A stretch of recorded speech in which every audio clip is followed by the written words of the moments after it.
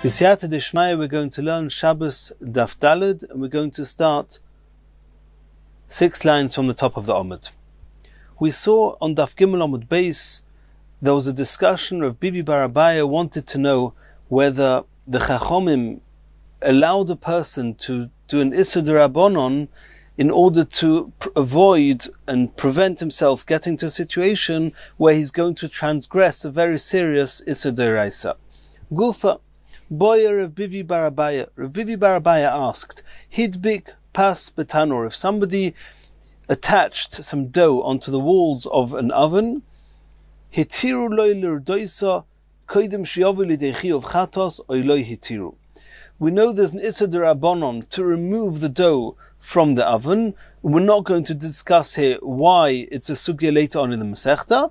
The question is, if he by mistake or intentionally, we're about to see, if he put some dough onto the sides of the oven on Shabbos, and he now wants to avoid allowing the dough to be baked and transgressing a serious Aveira Melacha of Oife on Shabbos, baking on Shabbos, he wants to know, can he remove the dough before it bakes in order to avoid the Issur of Afiyah, even though removing it is an Issur D'Rabbanon?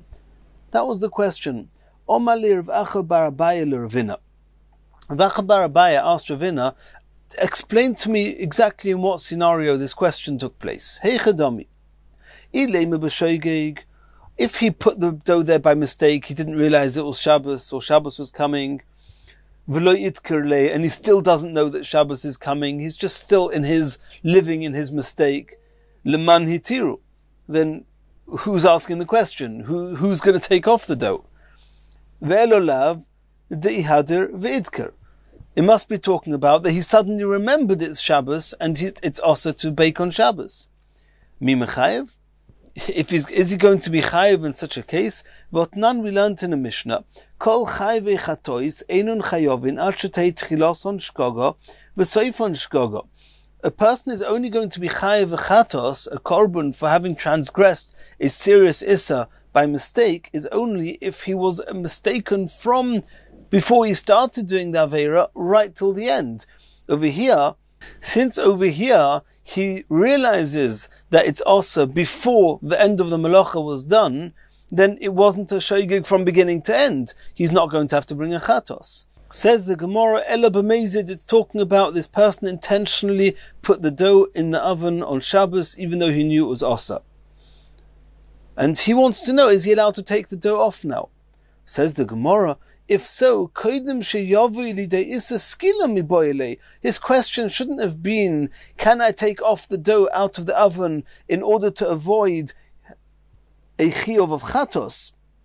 And that's what the question was. Chatos is when you do an Aveira by mistake. If he did it specially, then the formula of the question should have been, can I remove this bread before I'm going to be chayev skila? If I was warned by Eidim, then this person's going to get a chiyuv skila. And if he didn't have Eidim, he's going to have koros. Elor of Shila, Omar of Shila la'olam b'shoigig. If Shila says it must be, and you see that from the text of the question that discusses the chatos, it must be that he was a shoygig, it was by mistake, which was the very first suggestion that we asked. But the Gemara said that if it was a mistake and he doesn't know that it's Shabbos and that the dough is there, then who's asked the question? Ulamani tiru, you want to know who's asking the question, who wants the permission to remove the dough? La'acherim. Other people, his friends realized he made a mistake and he still doesn't realize. He put the dough there and they realize that he is going to, by mistake, transgress a serious Issa. They want to save their friends from the Issa. They want to know, can they take off the dough before it bakes? Maskif Rav Sheshes asked on this. Do we ever find that we allow Ruvain to do an Aveira in order to save Shimon from doing an Aveira? Over here, whoever's going to take off the dough is going to transgress an Issur D'Rabbanon of removing the dough from the oven, even though it's not for himself, it's saving just his friend. El Omer of Ashi says, La'olam b'mezid. We're talking about that he was a mezid, which was the third suggestion we had before. and change the text of the question. The question is not, can I remove the dough before I get to a chiyuv chatos? No, the question is, can I remove the dough before I come to a chiyuv skila? V'acha b'rei derova masni lo behedya. V'acha b'rei derova learned this explicitly. Omer of Bivi bar Abai. It wasn't that Rav Bivi bar Abai asked a question and we had to try and understand in what scenario the question makes sense. No, Omer of Bivi bar Abai or Bivi bar Abai made a statement. Hid big pas betanur. Hit tiru loy l'rdoisa koidim shiyovi l'deisa skila. Says explicitly that it wasn't the question of saving or preventing a chatos, it was a question of skila. A person put the dough on the oven, he did it specially, and now he does not want to come to skila, he wants to know, can he remove the dough or not? Continues the Gemara. Poshat ha'oni es yodoi. We saw in the Mishnah that if the poor person takes his basket from the Reshus HaRabim, lifts it up, puts it in and places it onto the hands of the Balabayis, the Oni is completely chayev. He did an Akira and a Hanocha. Or, if the Oni puts his hand into the Reshus HaYochid, takes the food from the hands of the Balabayis and takes it out and puts it down in the Reshus HaRabim, he's completely chayev. He did an Akira and a Hanocha. Asks the Gemara, am I chayev? Why is he chayev? V'haba'inon akira v'hanocha me'al gabi mokim daled al daled v'leka. There's a rule. The rule is that in order for it to be called an akira, removing an item from a stationary position in one domain, it has to be that it was fixed in a domain. It's only called fixed and it's only called stationary if it was in a place which was 4 tfachim by 4 tfachim. And so to the hanocha, it's only called that you've repositioned the item in a new domain if it's landed and put on a something which is the size of 4 tfachim by 4 tfachim. Here he took it out of the hand of the balabayis, or he put it into the hand of the balabayis. The hand of the balabayis is just a few centimeters, a few inches big. It's not 4 tfachim by 4 tfachim. That's not called a hakira or a hanocha. Omar Rabbah. We're now going to have a whole daf of suggestions. We're going to have 6 answers to this question. How can you have an akira and hanocha on, from, and to a hand? A hand is not daled al daled tfachim. The first answer is as follows. Omar Rabbah. Ha mani Rabbi Akiva. Our Mishnah must be following the opinion of Rabbi Akiva. The Omar loy bo'inon mokim arbo al arbo. Rabbi Akiva says you do not need 4 by 4 in order to do an akira and hanocha. Ditnan, we learned in the Mishnah. Hazoyrik Reshus HaYochid Reshus HaYochid. Reshus HaRabim be'emtza. If somebody was standing in a Reshus HaYochid, he throws an item, an object, into a Reshus HaYochid down there, away from him, and he passes over a Reshus HaRabim in between. Rabbi Akiva mechayev. Rabbi Akiva says he's chayev. The Chachamim poitrim. The Chachamim say he's potter. Rabbi Akiva savar kluta k'misha hun chodamya. This is a rule which we're not going to discuss here at length, but it's a very famous and complicated rule. Kluta k'misha hun chodamya. That since the airspace over Reshus HaRabim received an item, an object, it's as if it was placed over there in the Reshus HaRabim. So that's why Rabbi Akiva says he's chayev. He started off in Reshus HaYochid. It flew over Reshus HaRabim. It's as if it landed in Reshus HaRabim, and then continued to Reshus HaYochid. It's as if it took off again from Reshus HaRabim and landed in the next Reshus HaYochid. He's chayev. And in mid-air, in the airspace of Reshus HaRabim, over there's clearly no daled al daled there. So you see, Rabbi Akiva does not need a daled al daled.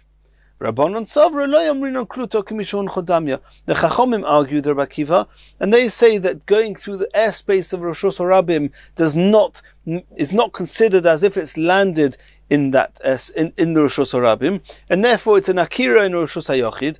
The hanocha is again in a different Reshus HaYochid. An akira and hanocha in the same type of domain is not the issa of Haitzah. Says the Gemara. If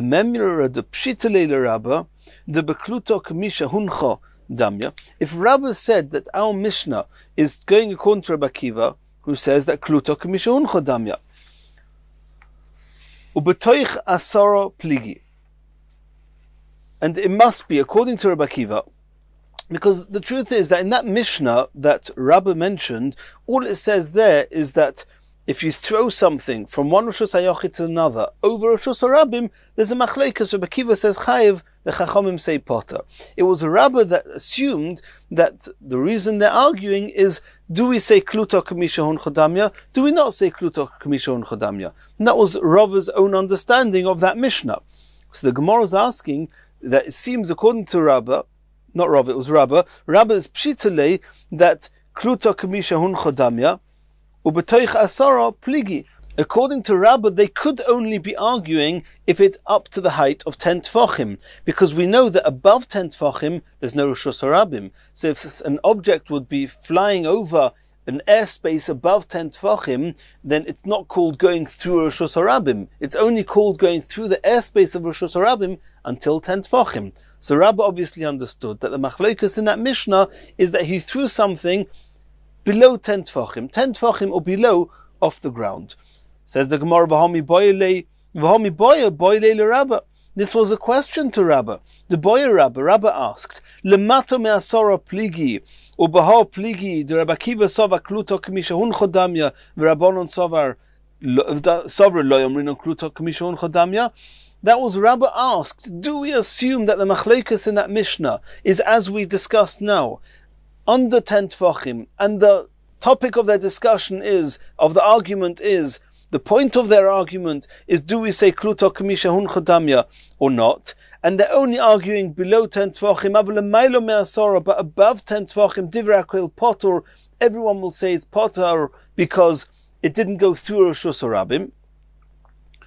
Udekule alma lo yalfinon zoyrek mimoishit. We know, and this is also going to be learned later on in the Masechta, that passing from one Rosh Hashanah to another Rosh Hashanah over Rosh Hashanah is definitely chayav. This is learned from what they did in the Mishkan, that they would pass some objects from one Rosh Hashanah to another Rosh Hashanah over Rosh Hashanah. All the melachos of Shabbos are learnt out from the Mishkan, so that's a given. And Zoyrek, but if you throw from one Rosh Hashanah to another over Rosh Hashanah above 10 tefachim, we assume that everybody agrees that you do not compare the throwing to passing, and that's why they only argued below 10 tefachim, and above 10 tefachim, everybody in this Mishnah, Rabbi Akiva and the Chachamim hold that he's potter, because he's throwing it from one domain, Rosh Hashanah, to the other. It's not compared to passing, and therefore it's potter. Oy Dilma, the other option that Rabba had, L'maylo me'asara pligi, the truth is they're arguing above 10 tefachim. And what they're arguing about, Ubahal pligi. The Rabbi Akiva sova yalfinon zoyrek mimoishit. Rabbi Akiva says that the reason that you're chayav, and the reason he's chayav is because we compare throwing to passing, and passing even above 10 tefachim is chayav. Rabbanon sovar lo yalfinon zoyrek mimoishit. And the Chachamim who say that he's potter is because they assume that you do not compare throwing to passing. And if so, the argument in that Mishnah is only above 10 tefachim, avalamata me'asara, but below 10 tefachim, divrei hakel chayev. Everybody will say is chayev. My tama, omrinon kluta kamishahun chodamya, because everybody will assume kluta kamishahun chodamya, and it will be chayev. And if so, our Mishnah is not just according to Rabbi Akiva. If so, our Mishnah that says, or that seems to say, that Nakira and Hanocha can be, even if it's not 4 tefachim, would be even according to the Chachamim.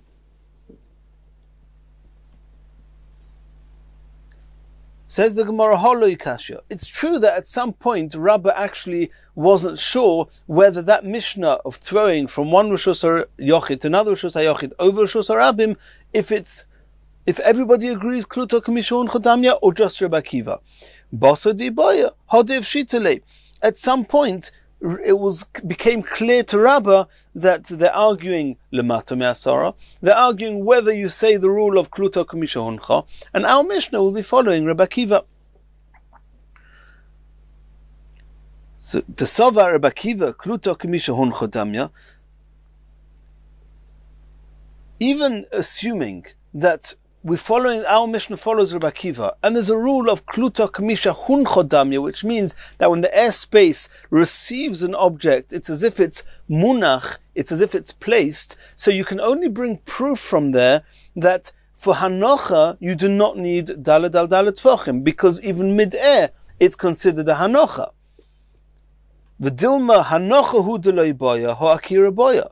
But what's the proof? You don't have proof from Rabbi Akiva that you can do an akira from an area which is less than Daled al Daled. Kluto Kamisha Huncha only helps you for Hanocha, not for akira. And if so, we're back to our original question in our Mishnah, where it's clear that both Hanocha and akira can be done from and to a hand which is less than Daled al Daled. Rabbi wanted to say it's Rabbi Akiva. The Gemara's come to the end of the sugya and said, Rabbi Akiva at the most is telling you about Kluto Kamisha Huncha. It's as if it's munach. There you don't need Daled al Daled, but akira from such a place, you don't have any source, any proof, and we're back to where we started. How does our Mishnah contend with our assumption that you should need Daled al Daled as an area from which you do a Hanocha and akira?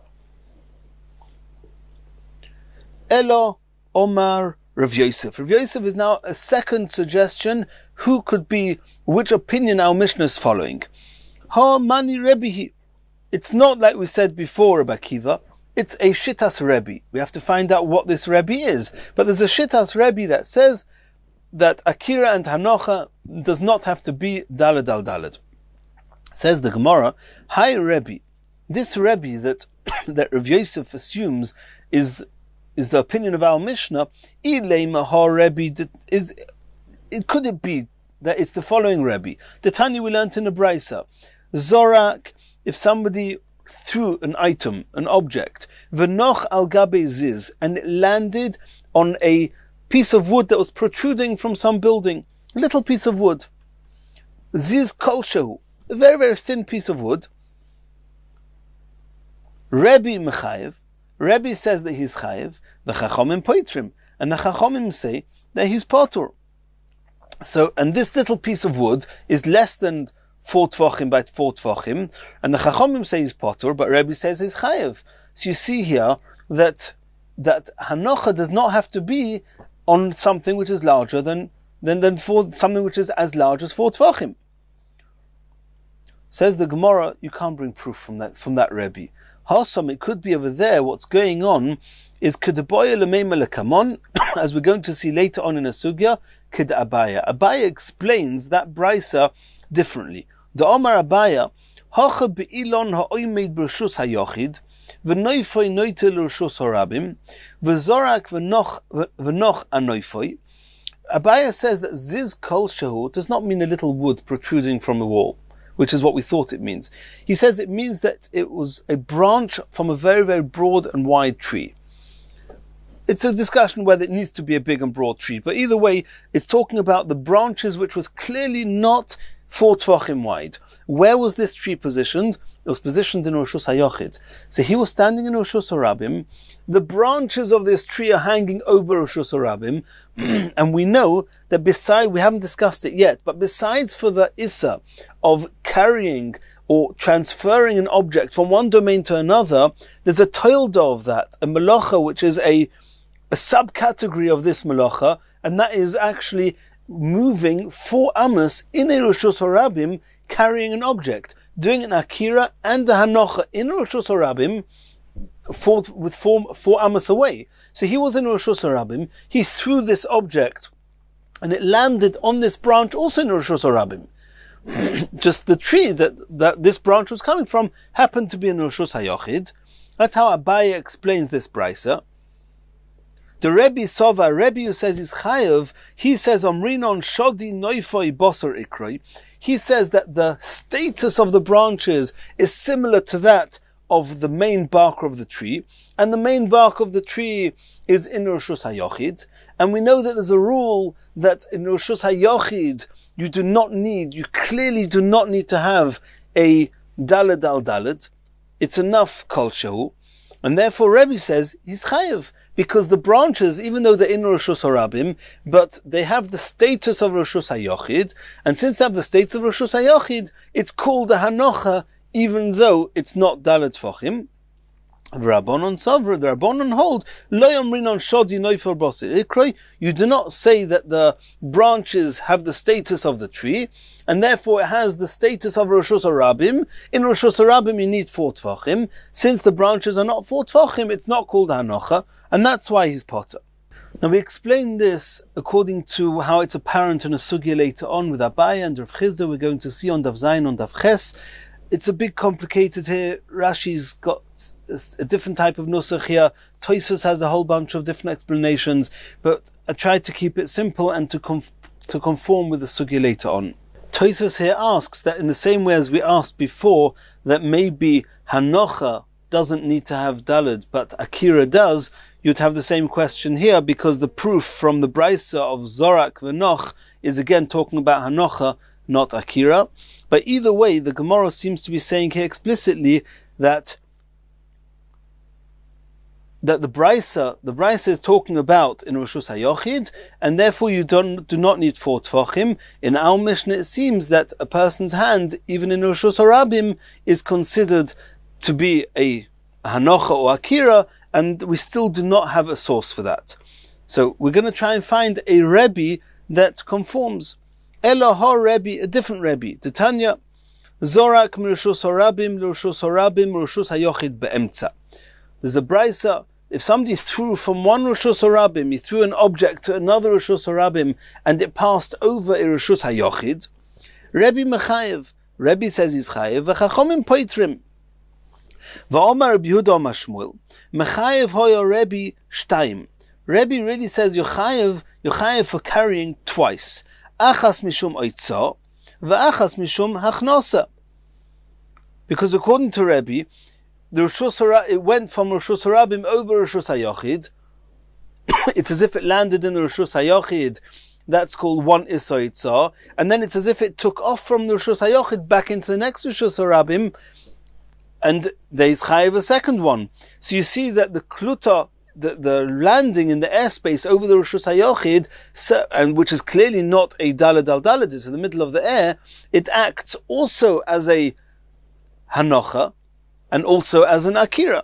So you see that according to this Rebbe, you do not need Daled al Daled. Alma loy boy Akira v'loy Hanocha al gabe mokim Daled al Daled. Says the Gemara, Ha'itmalo, did we not learn on that brisa, Rav and Shmuel de Omer Tarvayu, both Rav and Shmuel both said, Loy mechayev Rebbe, elo b'reshus hayochid makura. Over there it's talking about that when the object was in transit between one Rishus Harabim and the next, it went over Rishus HaYochid. It was only talking about when the Rishus HaYochid is covered. It's got a roof on, Domrinon, and there we have a different logic. There we say, Beisa Commander Malyo Damya. Since it's got a roof, it's like a home that's a solid entity. And passing through it, it's as if it's on a filled up home. Avol She'ene Mekura, if the Rishus HaYochid would not have been covered, Loi. The Rebbe wouldn't say this halacha. So then you don't have a proof that you can do Akira or Hanocha on something which is less than Daled al Daled. You only see that when it passes through a Rishus HaYochid with a roof, it's as if the Rishus HaYochid is a solid entity, and therefore it's as if it landed on something which is Daled Tvachim.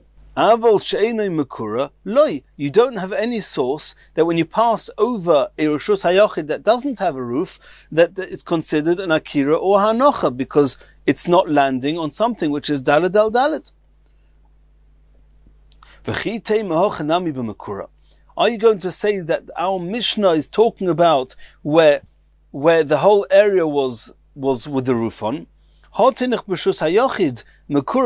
all fine, that it could be that the house where the Balabais in has a roof on, and therefore in the hand in the house is the hand in the house is considered as if it's landed on a Daled al Daled.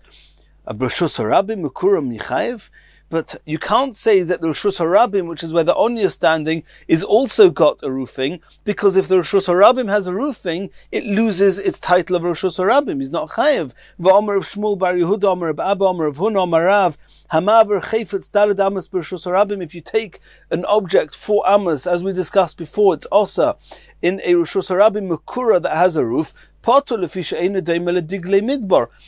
All the melachos are learned from the Mishkan, and in the Mishkan, and the Rishus HaYochid and the Rishus HaRabim that we learned from was the Rishus HaYochid and Rishus HaRabim with the Degolim around the Mishkan in the Midbar, and over there the Rishus HaRabim did not have a roof on it. So if so, our Mishnah cannot be talking about that it's roofed in. This second Rebbe that we mentioned is only talking about when it's roofed in, and therefore we cannot use Rebbe to be the one who's the author or the opinion of our Mishnah, and we're back to where we started. Which opinion do we have? Who holds that an Akira and a Hanocha can be done from an area or to an area which is less than Dalad al Dalet Tfachim? And in the next share we're going to continue from here.